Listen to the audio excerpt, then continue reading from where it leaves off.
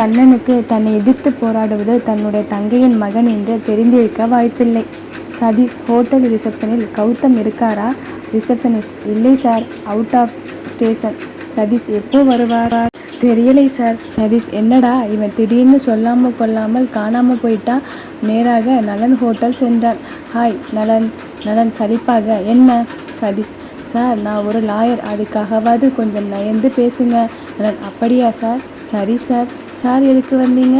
சதீஷ்: கௌதம் இருக்கானா? நலன்: கௌதம் இருக்கானா? இதில் கூட கொஞ்சம் மரியாதை குறையுது போல இருக்கு. சதீஷ்: சார், நானும் கௌதமும் ஃப்ரெண்ட்ஸ். நலன்: என்ன ஃப்ரெண்டா? போய் அந்த டேபிளில் என்ன வேணும்னு கேளு. சதீஷ் திரும்பி பார்த்தான். நலன்: உன்னை தாண்டா தம்பி, போய் பாரு. சதீஷ்: சார், நான் ஒரு லாயர். நலன்: கௌதம் ஃப்ரெண்டுன்னு சொன்ன. சதீஷ்: அதுவும் தான். நலன்: அப்போ போய் வேலையை பாரு, அப்புறம் பேசலாம் என்று சொல்லிவிட்டு தன்னுடைய வேலையை பார்க்க சென்றான். சதீஷ் கௌதம் ஃப்ரெண்டுன்னு சொன்னது ஒரு குற்றமா என்று புலம்பிக் கொண்டே நலன் சொன்ன டேபிளுக்கு சென்றான். அடுத்த 2 மணி நேரம் அந்த ஹோட்டல் சர்வராக மாறினான். நலன் அவனை 10 மணி வரை வேலை வாங்கிவிட்டு, இப்போ சொல்லுங்க டேய், சாருக்கு ஒரு குல்சா பட்டர் மசாலா அனுப்புடா என்று சொல்லிவிட்டு சதீஷ் முன் உட்கார்ந்தான். சதீஷ்: இப்படி வேலை வாங்கினீங்களே, சம்பளம் கொடுப்பீர்களா? நான்: ஐயோ, நீங்கள் எல்லாம் சம்பளத்துக்கு வேலை செய்ய முடியுமா? ஒரு சந்தோஷத்துக்கு வேலை செய்யறீங்க, உங்களுக்கு சம்பளம் கொடுத்து உங்களை அவமானப்படுத்தக்கூடாது. சதீஷ்: சூப்பர், நீங்கள் கௌதமுடைய க்ளோஸ் ஃப்ரெண்டாக தான் இருக்கணும். நான்: ஆமாம், ஸ்கூல் படிக்கும் பொழுதுலேருந்து ஃப்ரெண்ட்ஸ். சதீஷ்: நான் இப்போ 1 வாரமாக தானே ஃப்ரெண்ட், கொஞ்சம் கருணை காட்டக்கூடாதா? நலன்: ஃப்ரெண்டுனா ஃப்ரெண்டு தான், ஒரு நாள் என்ன, ஒரு வருடம் என்ன? சதீஷ்: நீங்கள் என்னை அதிகார துஷ்பிரயோகம் செய்கிறீங்கன்னு உங்களை கோர்ட்டில் நிற்க வைத்தால் என்ன செய்வீங்க? நலன்: ஐயோ, என்ன கஷ்டமான வார்த்தையெல்லாம் சொல்லுறீங்க, எனக்கு இதெல்லாம் சொல்லக்கூட வராது. ஆனால் ஒன்று மட்டும் தெரியும், ஃப்ரெண்டு எப்படி கோர்ட்டில் நிற்க வைக்க முடியும்? அவனுக்கு ஃப்ரெண்டுனா எனக்கும் ஃப்ரெண்டு தானே. சதீஷ்: அப்போது நானும் சர்வர் தானா? நலன்: அப்கோர்ஸ், நாம் 3 பேருமே சர்வர் தான். சதீஷ்: இப்போ புரியுது, கௌதம் எப்படி சர்வர் ஆனான்னு. பவித்ரா 2 நாட்களாக வேலையில் மூழ்கிவிட்டு 3வது நாள்: அனு, இன்னைக்கு லீவ் போடுறியா? ஏன், சண்டே எனக்காக லீவு போட சொன்னேனே, போட்டியா? ஏண்டி பழி வாங்குற, நேரமா இது? அனு: அப்புறம் எப்போ பழி வாங்குறது? அன்னைக்கு லீவு போட்டுட்டு வந்தால் உன்னுடைய புருஷன் அப்படியே தூக்கிட்டு போயிட்டாரு. என்னுடைய பிஞ்சு மனசு எப்படி சஞ்சலப்பட்டிருக்கும். அன்னைக்கு ராத்திரி எனக்கு எப்படியெல்லாம் கனவு வந்துச்சு தெரியுமா?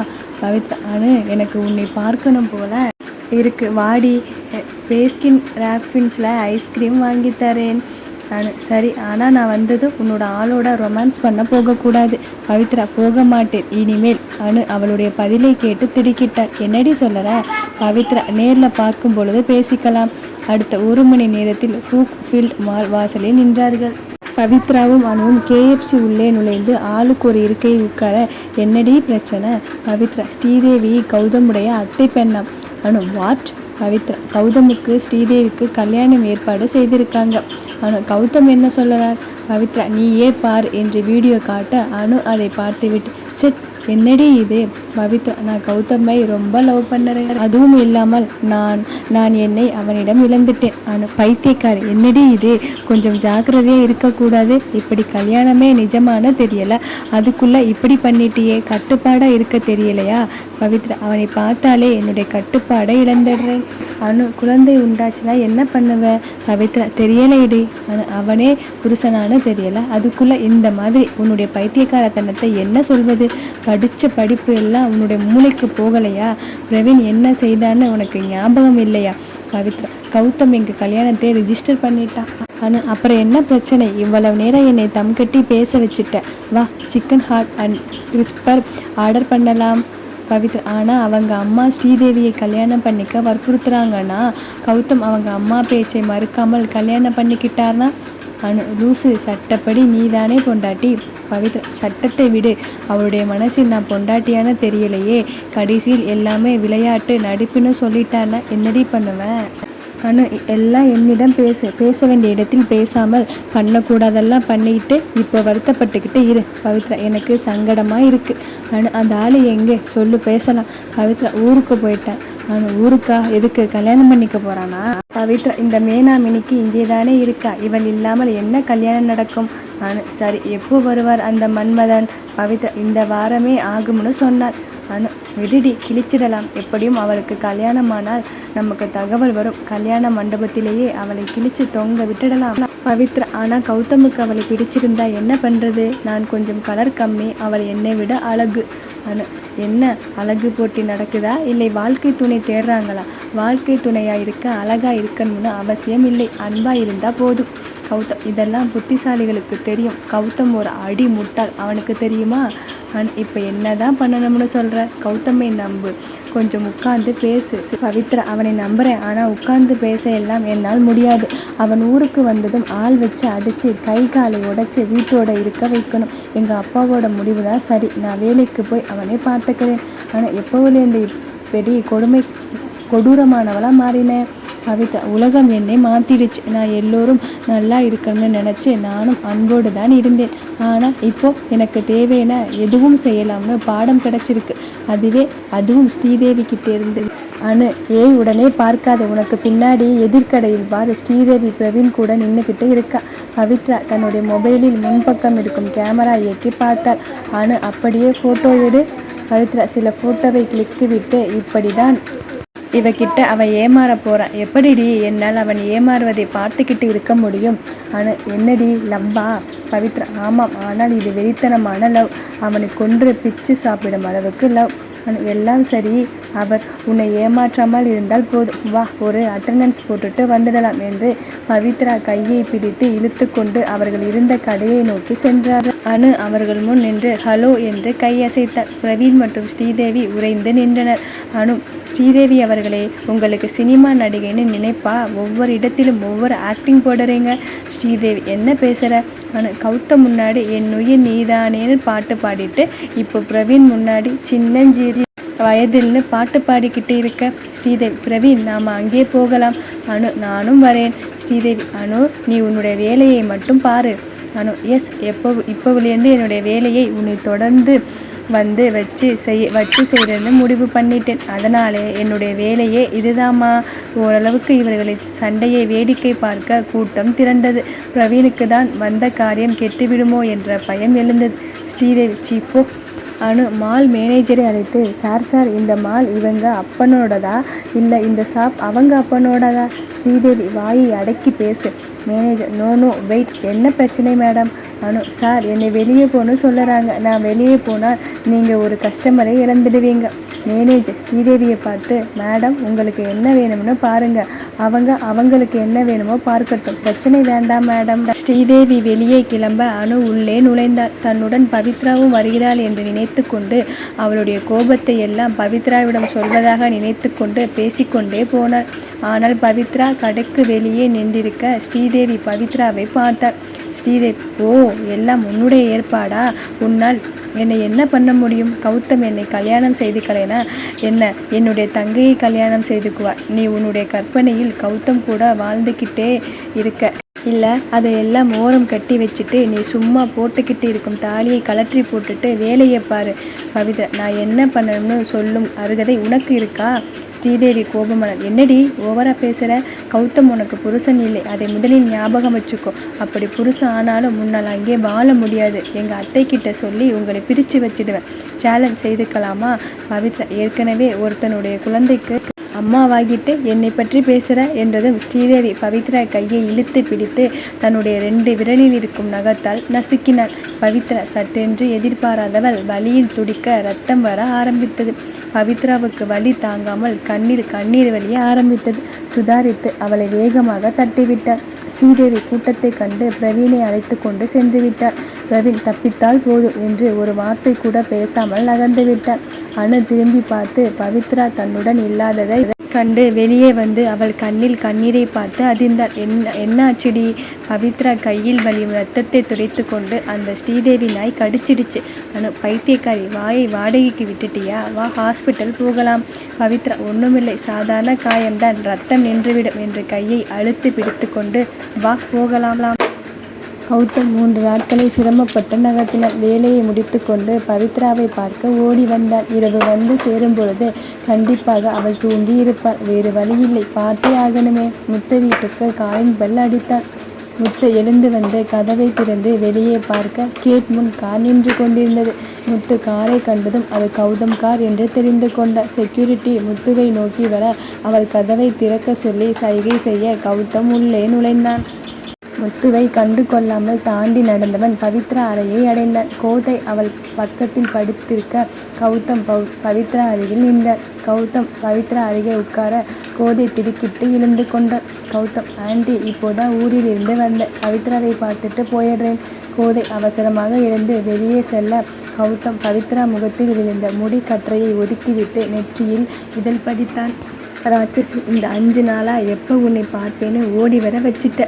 பவித்ரா தூக்கத்தில் சினுங்க கௌதம், லவ் யூடி ராட்சசி என்று சொல்லிவிட்டு அவளுடைய உதட்டில் ஒரு நீண்ட முத்தத்தை பதித்துவிட்டு அவள் இதழ் தேனை குடித்துவிட்டு அவளை அணைத்து அவளுடைய 5 நாள் ஏக்கம் எல்லாம் தீர்த்து கொண்டு அவளை படுக்க வைத்துவிட்டு எதேச்சையாக கையை பார்க்க அதில் காயம் இருந்தது. எப்படியும் காயம் பட்டு 1 நாள் ஆகியிருக்கும். கௌதம் கோபமாக திரும்ப கோதையும் முத்துவும் நின்று இருந்தனர். கௌதம், ஆண்டி, என்ன இது? கோதை, என்ன என்று லைட் போட்டு பக்கத்தில் வந்து பார்க்க பவித்ரா கையில் காயம் பட்டு கன்றி இருந்தது. கோதை, தெரியலையே. கௌதம், தெரியலையா? என்ன ஆண்டி இப்படி பதில் சொல்லுறீங்க? கோதை திருவென விழித்தார். கௌதம் அந்த காயத்தை ஆழமாக பார்த்துவிட்டு ஃபோனை எடுத்தார். மேடம் கையில் காயம் இருக்கு, ஏதோ நகம் பட்ட மாதிரி. யார் என்ன செய்தார்கள்னு உடனே தகவல் வேணும் என்று சொல்லிவிட்டு ஃபோனை வைத்தவன் கோதையிடம், ஆண்டி, மருந்தாவது போட்டீங்களா? கோதை மருந்து எடுத்து வந்தார். கௌதம், என்னவோ என்னுடைய பெண்ணை பத்திரமா பார்த்துக்குவேன்னு சொன்னீங்க, இதுதானா அது என்று மருந்தை வாங்கி அவளுக்கு போட்டுவிட்டு ஒரு கட்டு போட்டார். கோதை, இதுக்கு போய் எதுக்கு கட்டு? கௌதம், மருந்து மூக்கில் வாயில் பட்டுச்சுன்னா அதுக்கு தான் என்று சொல்லிவிட்டு எழுந்தான். கௌதம் சட்டையை சரி செய்து கொண்டு நிமிர்ந்து நடந்தான். முத்து, ஒரு நிமிடம். கௌதம், இப்போதான் பாரிஸ்லேருந்து வந்தேன், எனக்கு ரொம்ப களைப்பாக இருக்குது, அப்புறம் பேசலாம். முத்து, அப்போது சார்கிட்ட அப்பாயின்மெண்ட் வாங்கிட்டு தான் பேசணுமா? கௌதம், வேணும்னா நாளைக்கு பேசலாமே. மதியம் 3 இல்லை ஒரு 11 மணிக்கு வருகிறேன் என்று வாசலை நோக்கி நடந்தான்.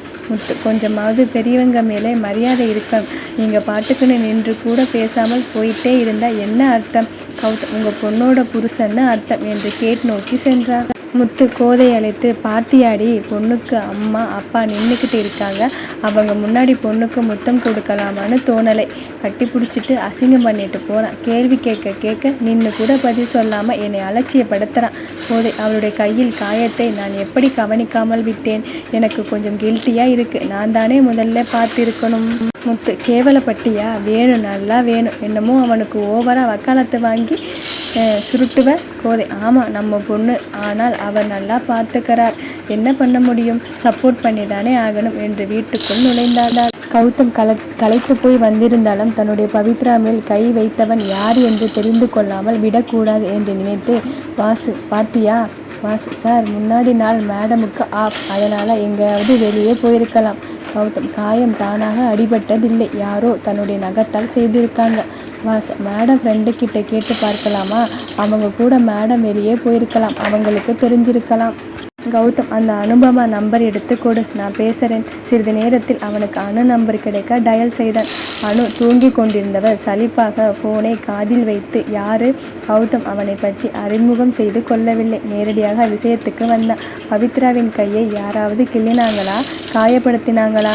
அணு, ஆமாம், அந்த வீணா போனவன் கௌதம் ஒருத்திக்கிட்ட ஏமாந்துக்கிட்டு இருக்கானே, அந்த உலக அழகி, அவள் தான் ஸ்ரீதேவி, அவள் செய்த வேலை தான் அது. ஆமாம், நீங்கள் யாரு இதையே இந்த நேரத்தில் கேட்டுக்கிட்டு இருக்கீங்க? கௌதம், வீணா போன கௌதம் நான் தான் என்று ஃபோனை வைத்தான். அனுபமா திடுக்கிட்டு தூக்க கலக்கத்தில் இருந்து வெளியே வந்தான். வீணா போன கௌதம், ஐயோ, அவனிடமே உளறிட்டேனே. முதல்ல யார் பேசுகிறாங்கன்னு கேட்டுட்டு பேசக்கூடாது, பேசிட்டு யாருன்னு கேட்பது எந்த ஊரில் நடக்கும் என்று தலையில் குட்டி கொண்டான். இதுக்கு மேலே எங்கே தூக்கம் வரப்போகுது என்று நேரம் பார்க்க 1 மணி 23 நிமிடங்களை காட்டியது. கௌதம், வாசு, ஸ்ரீதேவின் கை விரலில் இருக்கும் ஆள்காட்டி விரல் கட்டை விரல் நகங்கள் எனக்கு வேணும். வாசு, சரி சார், நகம் கட் பண்ணி எடுத்துகிட்டு வந்துட சொல்லிடுறேன். கௌதம், என்ன மேனிக்யூர் பண்ண போறியா? நகங்கள் வேரோடு பிடுங்கிட்டு வரணும், ஜாக்கிரதை, நகத்துக்கு எந்த சேதாரமும் இருக்கக்கூடாது. வாசு வாயடைத்து போனான். இவர் என்ன பாஸா இல்லை டானா? இவ்வளவு கொடுமைக்காரரா இருக்காரே. கௌதம் என்னடா பேச மாட்டேங்கிற? வாசு ஒன்றுமில்லை சார், உங்களை நினச்சா கொஞ்சம் பயமாக இருக்குது. இதுவரை நான் இந்த மாதிரி தண்டனை கொடுத்ததா கேள்விப்பட்டதே இல்லை. கௌதம் போடா, காலையில் நகத்தோட வா, விரல் மாற்றி எடுத்துட்டு வந்துடாதே, அப்புறம் உன்னுடைய விரல் உன்னுடைய கையில் இருக்காது என்று சொல்லிவிட்டு படுத்தான். அவனுடைய உதட்டில் அவளின் இதழ் சூடு அவனுக்கு இனித்தது. அவனுடைய உதட்டை நாவால் வருடிக்கொண்டே ஃபோனில் அவளுடைய ஃபோட்டோவை பார்த்தான். ஒரு வாரம் நான் ஊரில் இல்லை, அதுக்குள்ளே அந்த ஸ்ரீதேவிக்கு உன்மேல் கை வைக்கும் அளவுக்கு திமிர் ஏறிடுச்சு. நீ யாரு? கௌதம் பொண்டாட்டி. ஆனால் என்னை மட்டும் அடி, மற்றவர்களிடம் வாங்கிக்கோ. மறுநாள் காலையில் பவித்ரா கண் விழித்தவள் தன்னுடைய கையில் கட்டை பார்த்து அம்மா என்று அலறினாள். கோதை சமையலறையில் இருந்து வந்தவள், என்னடி பவித்ரா இது என்ன என்று கையில் சுற்றியிருந்த கட்டை பார்த்து கேட்டாள். காயமே சின்ன காயம், ஆறியும் போயிடுச்சு. இவ்வளவு கட்டு போட்டு இருக்கீங்களே, உங்களுக்கே நல்லா இருக்கா? கோதை, எங்களுக்கு எங்கே நல்லா இருக்கு, கேவலமா இருக்கு என்று தன்னைத்தானே கேலி பேசிக்கொண்டு, என்னடி காயம், எப்படி வந்தது? என்னை பார்த்து ஒருத்த கேள்வி கேட்கும் அளவுக்கு வச்சிட்ட இல்லை? பவித்ரா புரியாமல் விழித்தாள். அம்மா யார் என்ன கேட்டா? இது சும்மா கீறிக்கிட்ட. கோதை, கீறிக்கிட்டதை இதான் நான் பார்த்தேனே. இது பாரு, சும்மா சத்தம் போட்டுக்கிட்டு இருக்காம குளிச்சுட்டு கிளம்புற வழியை பாரு. கேட்குறீங்க கேள்வி என்கிட்டேயவா? ஆளாளுக்கு கேள்வி கேட்டால் பதில் கிடைக்கும்னு என்னோட நெற்றியில் எழுதி வச்சிருக்கேனா என்று கௌதம் மேல் இருந்த ஆத்திரத்தை எல்லாம் பவித்ரா மேல் கொட்டிவிட்டு அவள் தலையில் ஒரு குட்டு வைத்துவிட்டு நகர்ந்தாள். பவித்ரா தலையை தேய்த்து கொண்டு அம்மா என்று ஒரு கத்திவிட்டு பாத்ரூம் ஓடி சென்றாள். ஆபீஸ் கிளம்பி தயாராக வீட்டில் அனைவரும் விசித்தனர்.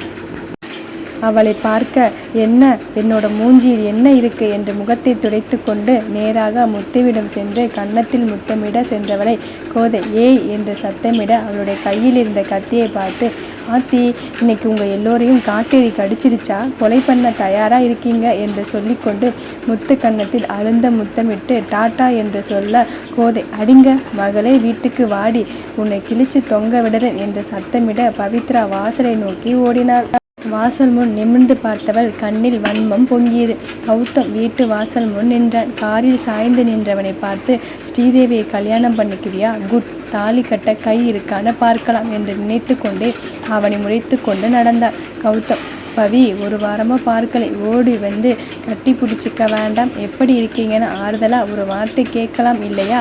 பவித்ரா, ஒரு வாரம் நிம்மதியாக இருந்தேன், இப்போ ஒரு தடிமாடு குறை சொல்ல ஆரம்பிச்சாச்சு. அவங்க புத்தி அப்படின்னா நான் காது கொடுத்து கேட்கணுமா? முடியாது, எல்லாம் அவங்க வேலையை பார்த்துக்கிட்டு இருந்தால் நல்லது என்று யாரிடமோ பேசுவதை போல சொல்லிவிட்டு அவனை தாண்டி தனக்காக காத்திருந்த ஆபீஸ் காரில் ஏறி கிளம்பலாம் என்று டிரைவர் பார்த்து சொன்னார். கார் நகர ஆரம்பித்ததும் அனிச்சையாக திரும்பி பார்க்க கௌதம் கார் அவளுடைய காரை தொடர்ந்து வந்தது.